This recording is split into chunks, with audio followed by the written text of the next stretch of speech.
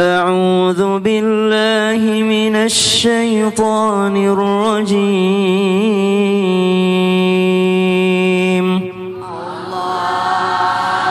بسم الله الرحمن الرحيم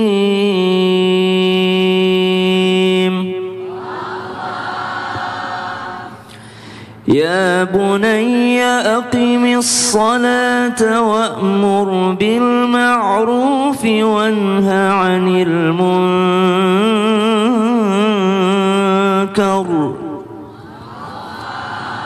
وأمر بالمعروف وانه عن المنكر واصبر على ما أصابك إن ذلك من عزم الأمور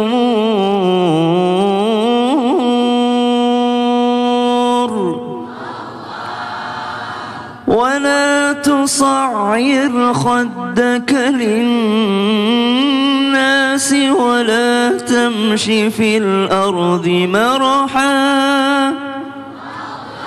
إن الله لا يحب كل مختال فخور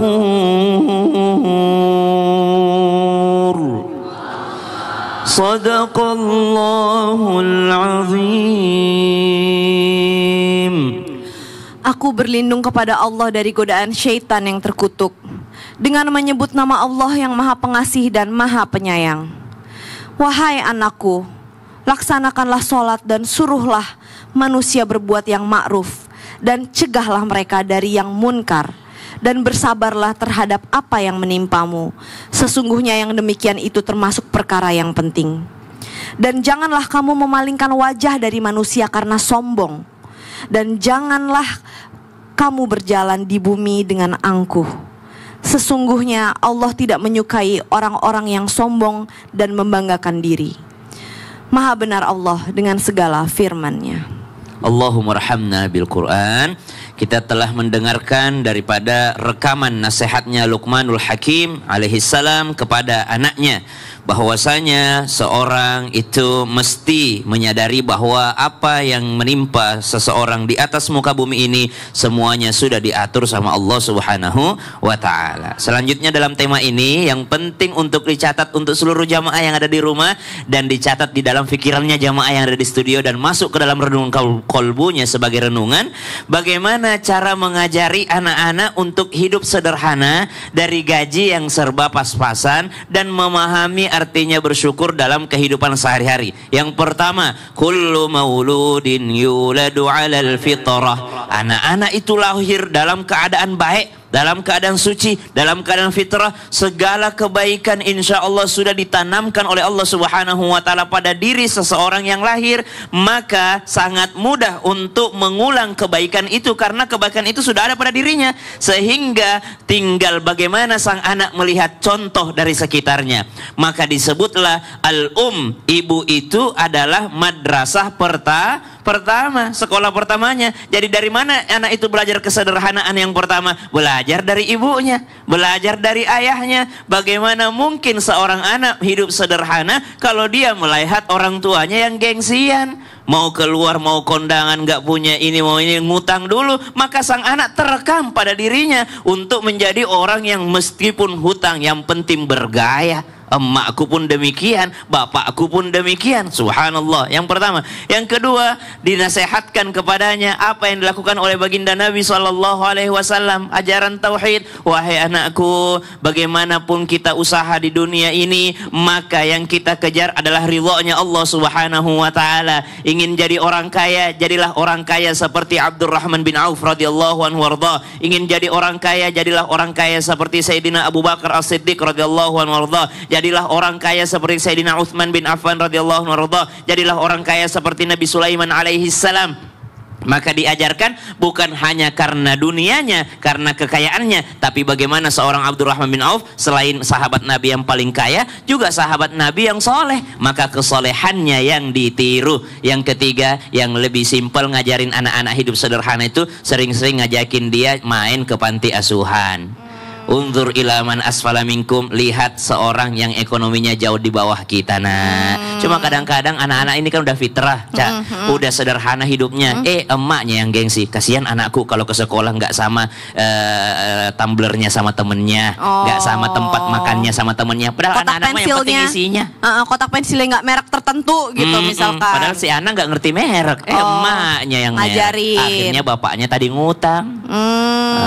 Gitu. Kalau bapaknya ngutang, tapi sebenarnya istrinya juga nggak minta sih sebenarnya, Ustadz. Maka tanggung jawab si bapak. Oh gitu. Yang jelas hutang harus dibayarkan. Apapun itu Betul alasannya. sekali. Baik, jazakallah khair. Kata Ustaz Sam, bawa anak kita ke panti asuhan. Oh, supaya Supaya dia lihat komunitas. Oke. Kalau anak saya minta nginap di panti asuhan. Subhanallah. Tiap saking malam minggu dekatnya. nginap di panti asuhan. Masya Allah. Punya empati yang luar biasa. Tapi Ustadz tau nggak, menurut penelitian terakhir ya, anak yang memiliki empati, ya rasa empati terhadap orang yang lebih tinggi, itu tingkat kreativitasnya dan kognitifnya jauh lebih baik. Berarti EQ-nya yang ditingkatkan. Yes, Masya Allah. itu Cuma nih, penelitiannya menunjukkan seperti itu. Saya beritahu sama anak Iya. saya, nginap di panti asuhan boleh, tapi jangan makan dan minum di situ. Karena Bukan ngambil hak. haknya orang. Oh, kecuali kita kasih lagi boleh. Kecuali kita bawa. Baik, jazakallah khair. Kasih Iya. tepuk tangan dulu dong. Luar biasa ya. Pagi-pagi sejuk banget hati kita nih ya. Catatannya pasti juga udah makin banyak kan jamaah yang ada di rumah. Habis ini kita mau belajar juga nih sama Habib Utsman. Habib, ini penting banget jamaah, karena ini isunya sangat dekat sekali dengan kita. Kenapa? Banyak orang bilang sebenarnya bukan gaji suami yang pas-pasan, tapi gaya istrinya yang terlalu sosialita. Kan tapi kita kadang-kadang istri pengen dong terlihat cantik walaupun dompet suami menjerit. Itu sebenarnya dosa apa nggak sih Habib gitu loh. Jadi dicatat. Jerit atau teriak-teriakan nih? Teriak-teriakan, ngejerit lah pokoknya ya kan. Nah jadi ini jamaah yang ada di rumah catat dan saksikan sampai habis ya Islam itu Indah, karena ini penting banget buat kehidupan kita. Silahkan Habib. Ya akhir caca Ustaz Maulana, Ustaz Syam. Bismillahirrahmanirrahim. Allahumma salli ala sayyidina Muhammad wa ala ali sayyidina Muhammad. Ingat, jadilah kalian hamba Allah, yang dimana Allah berfirman dalam Al-Quran surat Al-Furqan ayat 67, walladzina idza anfaqu lam yusrifu. Ketika kalian memiliki rizki, maka keluarkanlah rizki tersebut, janganlah engkau berlebih-lebihan. Kalau belanja, kalau beli sesuatu nggak boleh berlebih-lebihan. Walam ya keturu, dan janganlah kalian juga fakir. Jangan fakir, jangan pelit. Jadi ketika keluar itu adalah dengan apa? Wa kana baina dzalika gawaman, keseimbangan. Harus seimbang. Sehingga Allah mencintai hambanya yang dia di antara keduanya yang seimbang. Nggak fakir, nggak pelit, nggak kikir, nggak juga berlebih-lebihan. Dan sehingga ketika dia mengeluarkannya dengan ikhlas dan dia tidak mubazir, berarti dia terselamatkan. Karena kita tahu mubazir itu adalah temannya syaitan. Sehingga dia harus berbuat baik terhadap istrinya, sayang terhadap istrinya, dan tentunya memuliakan istrinya. Sebagaimana apa? Sebagaimana yang dilakukan oleh Nabi Muhammad SAW terhadap istrinya. Sehingga di dalamnya penuh dengan kebaikan dan ridhonya Allah Subhanahu wa ta'ala. Tetapi ingat juga, jangan kalian pamer, jangan kalian sombong terhadap apa yang kalian milikin. Karena la yadkhulunal jannah man fi qalbihi misqala dzarratin min kibrin. Enggak akan masuk surga siapa orang yang berbuat sombong atau bersifat sombong atau menyombongkan dirinya, menganggap dirinya yang paling hebat, yang paling mampu, yang paling segala-galanya, sehingga meremehkan orang lain, merendahkan orang lain. Ah, kamu gak akan mampu beli itu. Ah, kamu gak akan bisa dapat ini. Sehingga apa? Sehingga dia tidak akan masuk ke dalam surganya Allah Subhanahu wa ta'ala. Oleh karena itu, kalau suami punya rezeki, boleh gak jadi masalah. Tapi kalau dia paksakan sehingga dia ngutang-ngutang atau sehingga membuat dia pusing, jangan kalian melakukan seperti itu. Karena itu menjadi dosa. Jadi semampunya dan apa yang dia dapat, insya Allah diniatkan untuk kebaikan. Jangan sampai menyusahkannya. Karena kalau dia nyusahin, dia berlebihan, dia membuat suaminya stres karena sosialita yang ada, akhirnya dia menjadi dosa. Dosa, dan caranya adalah kita harus keluar dari lingkaran itu ya Bib ya. Betul. Kasih tepuk tangan dulu dong Bu. Karena kadang-kadang yang bikin kita rusak itu ya lingkaran teman-teman pertemanan kita. Kalau pertemanan itu memaksa kita untuk menjadi berlebih-lebihan, keluar aja dari pertemanan itu Bu. Yang penting silaturahmi secukupnya dan kita tuh tenang gitu, hatinya damai. Yang pentingnya insya Allah. Nah sekarang kita akan memberikan kesempatan buat jamaah untuk bertanya karena kita masuk ke segmen Tanya Dong Ustadz. Kami semua tanya dong Ustaz. Angkat tangannya Bu. Siapa yang mau nanya? Weh, sebelah sini dulu deh. Saya kasih kesempatan. Silakan Ibu ke tengah-tengah. Siapa namanya? Ibu dari mana? Assalamualaikum warahmatullahi wabarakatuh. Waalaikumsalam. Nama saya Mary Nartilia dari Masjid Taklim Al Barokah, Taman Banten Lestari, Serang, Banten. Kasih tepuk tangan. Assalamualaikum Pak Ustadz Maulana. Iya Ibu. Bagaimana jika seandainya seorang istri itu udah berusaha mengatur keuangan, sedangkan keuangan itu buat rumah tangga, buat anak-anak sekolah, kadang-kadang bantu orang tua, tetapi suaminya masih aja bilang boros lah, gitu Pak Ustadz. Gimana solusinya Pak Ustadz? Apa solusi? Solusinya Pak Ustadz. Coba omelin laki-laki yang begitu. Coba, laki-laki. Takut Pak Ustadz, nanti saya pulang dimarah. Kalau Pak Ustadz yang memberi itu Omel komentar boleh. Oh, kalau Ibu Kalau nggak Ibu takut nanti nggak dibukain pintu pulangnya. Oh iya benar, Ibu luar biasa Iya. ya. Takut kan, maksudnya Ustadz Maulana kasih komentar kepada laki-laki, bukan suaminya Ibu maksudnya. Iya, Laki-laki yang suka Kan laki-laki termasuk suami saya juga Pak Oh, iya, Ustadz. yaudah deh, Ibu. Iya. Yaudah, Ibu. Mohon dijawab Pak Ustadz. Iya. Wabillahi taufiq wal hidayah. Wassalamualaikum warahmatullahi wabarakatuh. Waalaikumsalam warahmatullahi wabarakatuh. Silakan Ustadz Maulana. Ibu ini cari aman ya. Aduh, izinin Habib dan Ustaz. Buat jadi mau pasti pada ketawa semua. Gimana nih? Kita sudah ngatur gaji suami yang serba pas-pasan untuk semua kebutuhan rumah, kebutuhan anak lah, tapi malah dibilang boros. Ada 5 catatan besar untuk jamaah yang punya masalah seperti ini. Catat ya, dengerin.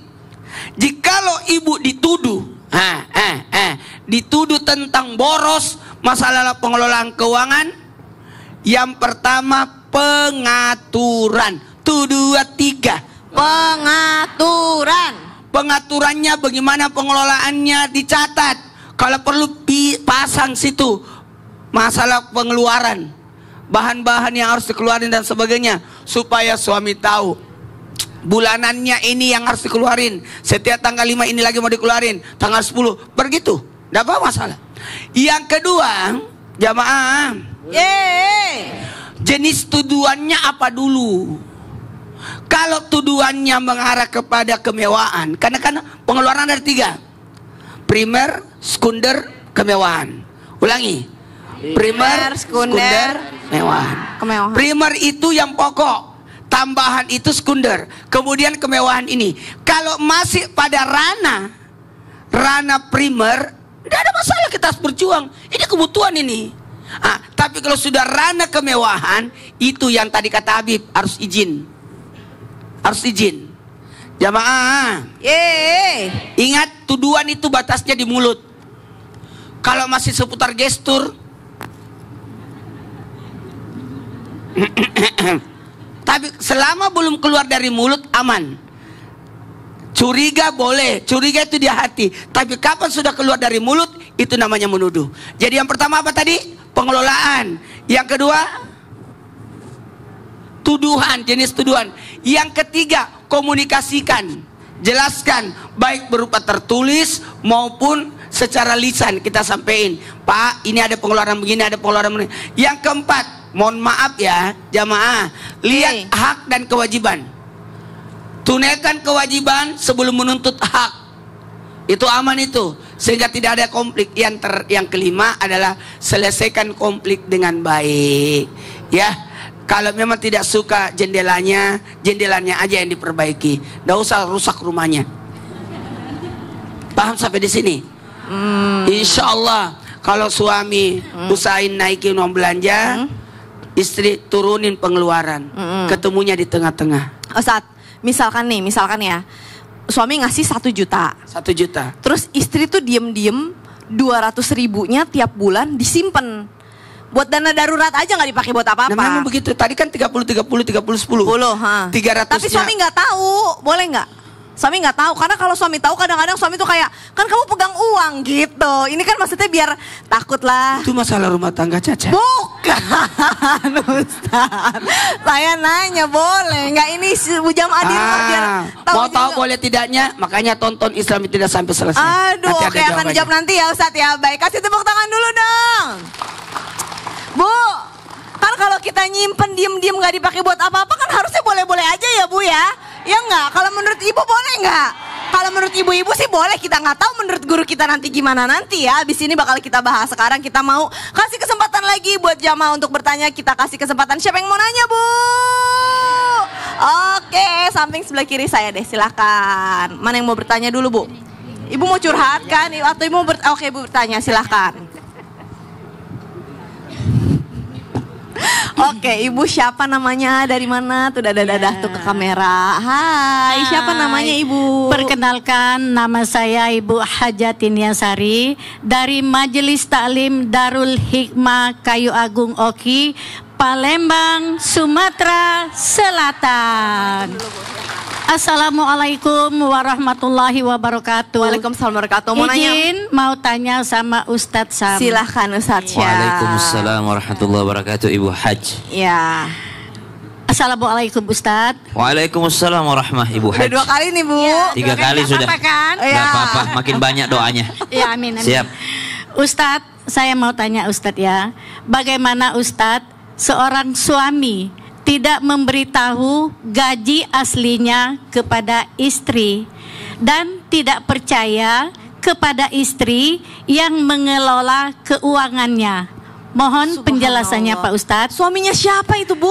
Ya, suami ibu-ibu barangkali yang ada di mana gitu ya. Allah, baiklah Tapi kalau gitu. ibu-ibu tuh pengennya dikasih semua untuk mengelola atau nggak apa-apa suami aja yang mengelola kalau ibu? pengennya Iya. ya kita ibu rumah tangga Oke, dong. baik. begitu. Bagaimana Ustadz Syam hukumnya dalam Islam? Ustadz Syam, Baik. mohon penjelasannya. Terima kasih Ibu, kasih tepuk tangan dulu Bu. Silakan kembali ke Masya Allah, silakan Bu. Baik, bismillahirrahmanirrahim. Terima kasih Bu pertanyaannya tabe guru kami Ustaz Maulana Habib Utsman, Kak Caca, para alim ulama yang dimuliakan Allah Subhanahu wa taala. Bagaimana jikalau ada seorang suami tak percaya kepada istrinya? Oh, berarti ada masalah di sini. Karena pernikahan itu adalah kepercayaan, saling percaya di dalamnya supaya apa? Supaya muncullah sakinah, modalnya dengan mawaddah warahmah. Subhanallah. Maka apa yang harus diperbaiki yang pertama? Yang pertama yang diperbaiki adalah kepercayaannya. Mungkin kalau setahun pertama belum percaya, it's okay. 2 tahun pertama mungkin masih okay. Tapi kalau pernikahan sudah 5 tahun, 10 tahun masih belum percaya, kok bisa nggak dipercaya? Subhanallah. Atau semakin lama pernikahannya semakin tak percaya. Awal-awal dia percaya, tapi 2 tahun, waduh, kalau dia yang pegang semua bangkrut kita nih, nggak ada yang bisa ditabung. Karena perempuan itu beda-beda tipenya Bu. Makanya saya tanya tadi ibu mau dikasih pegang semua atau tidak? Subhanallah. Ada juga perempuan dikasih semua, kata dia, aduh saya nggak sanggup kayaknya, kamu aja yang ngatur. Lebih bagus kalau kamu yang ngatur. Kenapa? Kebetulan suaminya master ekonomi, lebih bagus cara ngaturnya, ngatur keuangannya dibanding istrinya. Maka beda-beda dalam rumah tangga. Yang jelas tujuannya sama, adalah ibadah, adalah mencapai sakinah, adalah mendapatkan ridhonya Allah Subhanahu wa taala. Jadi hal-hal yang seperti ini jangan sampai membukakan gerbang pintu kepada syaitan agar menggoda dan membuat rumah tangga selalu runyam. Akhirnya ngobrol sama keluarga yang lain, kalau kamu di rumah siapa yang pegang uangnya? Ya, saya semua. Ibu gimana? Saya emang dipegang suami. Ya ibu nggak dipercaya sih. Pintu setan masuk merusak. Padahal biasa aja. Mau yang pegang siapa, yang penting kenyang di rumah. Ibu walaupun suami yang pegang, tapi kalau ibu minta tas baru dikasih, mau nggak Bu? Kalau suami semua yang pegang duit, tapi tiba-tiba ibu ayo umroh, kata suami ayo, mau nggak? Mau, subhanallah. Dibanding ibu yang pegang semua, tidak tahu sisanya kemana. Subhanallah. Maka dalam rumah tangga semuanya beda-beda. Yang penting tujuannya sama, menggapai ridhonya Allah subhanahu wa ta'ala. Si suami percaya kepada istri, si istri juga percaya kepada suami. Jadi mungkin cara komunikasi rumah tangga saya, Betul. rumah tangga Ustadz Syam itu beda. Beda. Gak apa-apa. Setahun pertama aku kasih semua ke Jihan. Oke. Kata Jihan, kamu aja deh. Oke, Aku jadi nggak bisa memang ngatur. nggak ada tuh dalam Islam harus begini harus nggak ada. Siap. Baik, nah Ustadz Syam ini atas arahan Bapak Presiden Prabowo Subianto untuk meningkatkan rasa persatuan dan kesatuan kita saksikan dulu yuk lagu Indonesia Raya. Masya Allah, tabarakallah, luar biasa. Kasih tepuk tangan dulu dong Bu. Nah, saya mau ucapin terima kasih nih Iya. kepada tim Islam Tinda yang Iya. mengangkat tema ini karena sekarang kita memang ada masalah ekonomi, tapi bagaimana kita tinggal mengelola keuangan itu yang penting. Betul. Nah, karena kadang-kadang kalau ngomongin masalah ekonomi ini kadang bikin emosi gitu ya. Kata Ustadz Nabi gini, Maulana. kalau persoalan dunianya umatku kata Nabi, saya tidak pasti akan dari jauh lebih bagus. Tapi yang dimasalahkan Nabi adalah akhlaknya. Masalah akhlak. Nah, berbicara tentang masalah akhlak nih, dengan keadaan ekonomi sekarang semua serba mahal, kok kayaknya rasanya gaji tuh pas-pasan ya. Gimana caranya kita punya akhlak supaya bisa ngerasa semuanya tuh tercukupi dan berkah. Rahasianya apa sih Ustadz? Mohon tausiahnya. Ya Allah, ana ibuka ya Bibi, aku cinta padamu ya Allah. Dengerin dulu buat semuanya. Saya mau nanya, flashback dulu. Apa flashback ya?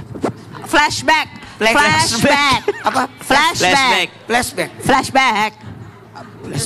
Flashback ya. Apa? Flashback. Kita lihat ke belakang dulu. Bagaimana nenek-nenek kita dulu? Cukup-cukup aja. Anaknya 12. Betul tidak, petani. Sukses semua. Padahal tidak ada pendapatan bulanannya. Tapi cukup-cukup aja. Betul tidak? Nggak usah jauh-jauh. Kucing bukan PNS, anaknya besar. Banyak lagi anaknya ya. Subhanallah. Udah. Yang penting berkahnya. 1, 2, 3.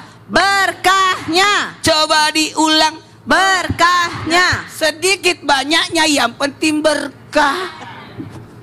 Apa itu berkah? Ziyadatul khair, bertambahnya kebaikan. Kalau ada kebaikan di dalamnya, alhamdulillah anaknya lulus semua, anaknya pintar-pintar, anaknya soleh, berarti berkah pendapatannya walaupun dikit. Coba tuh gaji honorer 300.000 per bulan, 200.000 per bulan, 300.000 per bulan, itu pun dibayar per 6 bulan. Kasihan loh. Cukup-cukup aja. Berkah, senyum-senyum. Kita itu meneteskan air mata kalau dengar mereka ngomong. Ya Allah. Ingat, bukan dari angkanya, tapi manfaatnya. Itu keberkahan itu. Dan lihat bagaimana harta itu dalam hal ini rezeki ini bisa dialihkan menjadi rezeki. Bukan dialihkan ke dunia. Harta itu diatur. Bagaimana supaya bisa mendekatkan diri kita kepada Allah. Dekat kepada Allah. Masya Allah. Anaknya habis Quran. Anaknya mau ngaji. Anaknya sholat. Padahal orang tuanya nggak ada pendapatan. Betul tidak? Sementara ada orang gajinya puluhan juta, ratusan juta, tapi anaknya bandel. Subhanallah, naudzubillah min dzalik, naudzubillah. Jadi sebenarnya keberkahan ya Ustadz ya. Keberkahan yang penting. Dan insya Allah pemimpin-pemimpin kita di negeri ini juga semakin banyak lagi yang mengejar keberkahan, bukan masalah angka dan nominal. Bukan sekolah angka. Amin, Allahumma amin. Jadi beda rezeki, beda dunia. Beda. Yang dicari adalah rezeki, bukan dikejar dunia. Baik, jazakallah khair. Kasih tepuk tangan dulu dong Bu. Ingat ya Bu, berkah, bersyukur, berkah. Udah kita pasti bakal ngerasa kita tuh orang kaya karena kita ngerasa bersyukur cukup berkah insya Allah. Nah sekarang kita langsung yuk mau lanjut karena kita masuk ke segmen Curhat Dong Ustadz. Iya, kami curhat. Siapa yang mau curhat? Angkat tangannya Bu. Siapa nih? Oke, yang udah kacamatanya coklat deh, silahkan Ibu. Boleh ke tengah-tengah Ibu, mau curhat apa sih? Silahkan. Habib Utsman, Ustadz Maulana, afwan boleh ke depan. Assalamualaikum warahmatullahi wabarakatuh. Waalaikumsalam warahmatullahi wabarakatuh. Perkenalkan dulu, nama saya Ibu Samsia dari Majelis Taklim Darul Hikmah Kabupaten Oki, Sumatera Selatan, Palembang. Tepuk tangan Bu. Aduh, pagi-pagi udah makannya cukup pasti kalau di Iya. Palembang ya Bu ya. Mantap. Silakan Gini Bu. Pak Ustadz, sebenarnya pertanyaan saya ini tidak sama dengan tema. Tidak apa-apa. Ya, Di luar tema. Ya, di luar tema ya. Yang penting cincinnya aman. Iya. Begini Pak Ustadz, pernikahan saya ini pas 40 tahun suami saya meninggal. Nah sekarang sudah 5 tahun meninggal. Nah selama pernikahan 40 tahun itu Pak Ustadz, saya sangat bahagia sekali. Karena suami saya seorang anggota polisi. Jadi setiap gajinya selalu diberikan kepada saya semuanya. Selama 40 tahun itu saya sangat bahagia sekali. Karena anak-anak saya sudah berhasil. Anak saya sudah 4 orang ya. Nah sekarang. Nah setelah meninggal Pak Ustadz, selama 5 tahun ini saya sering bermimpi kepada suami saya itu. Nah setiap bulan hampir 10 kali lebih mungkin lah bermimpi selama 5 tahun ini. Padahal Pak Ustadz, setiap saya sholat maghrib langsung isya saya membaca Yasin, mengirim Fatihah, sudah itu mengaji, buat amalannya saya kirimkan kepada dia. Tapi saya tetap selalu bermimpi. Mimpinya bahagia terus ya. Yang akan saya tanyakan itu Pak Ustadz, apakah saya punya salah kepada suami saya? Apakah suami saya yang bersalah selama perkawinan 40 tahun itu? Kenapa didatengin terus tiap mimpi? Sebulan tuh berapa kali? 10 kali? Ya 10 kali lebih lah. Pokoknya selama 5 tahun saya sering bermimpi. Baik. Habib, gitu ya Bu ya? Iya, saya minta penjelasan dari Habib. Habib, silakan Habib. Bismillahirrahmanirrahim. Allahumma sholli ala sayyidina Muhammad wa ala ali sayyidina Muhammad. Ketika seorang istri dimimpikan oleh suaminya berpulang ke rahmatullah, maka ini bertanda baik. Baiknya apa? Ibu doakan. Ibu dapat rezeki dari suami ibu, ibu sisihkan untuk sedekah atas namanya. Ibu punya rezeki lebih, ibu umrohkan atas namanya. Dibadalkan umroh. Punya rezeki lebih, badalkan haji buat beliau. Kalau punya rezeki lebih lagi, bangunkan abnaul masjid, bangunkan masjid buat beliau. Kalau rezeki banyak.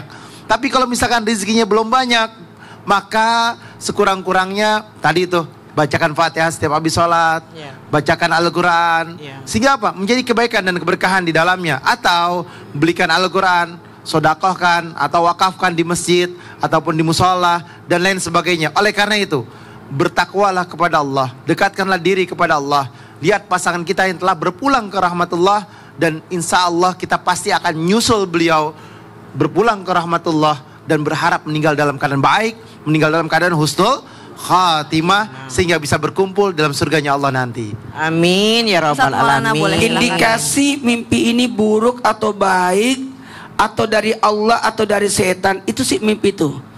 Mau kalau ibu meyakini itu mimpi baik, mimpi baik, aman. Ya, berarti itu datangnya dari Allah. Oh ya.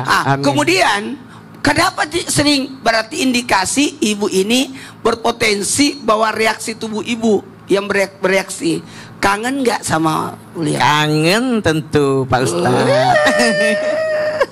Berarti ini adalah cinta sejatinya ibu. Ya amin, alhamdulillah. Apalagi anak-anak udah kelar semua, udah selesai semua. Amin. Betul tadi kata Habib, ya doakan, sedekahkan dengan atas nama beliau. Amin, jadi amin. Aman. Semangat ya Bu. Amin, insya Allah ya Bu. Kita berdoa bersama, insya Allah keluarga kita yang udah mendahului kita mendapatkan tempat yang terbaik di sisi Allah Amin. Amin. Terima Nah, kasih di sini Pak jamaah, Ustadz. jangan kemana-mana, tonton Islam itu indah sampai habis karena kita masih akan ngebahas dengan tema gaji ngepas di tangan istri yang tepat. Banyak banget yang masih kita bahas. Jadi jangan kemana-mana, tetap di Islam itu indah. Jamaah. Iya. Oh jamaah. Iya. Alhamdulillah.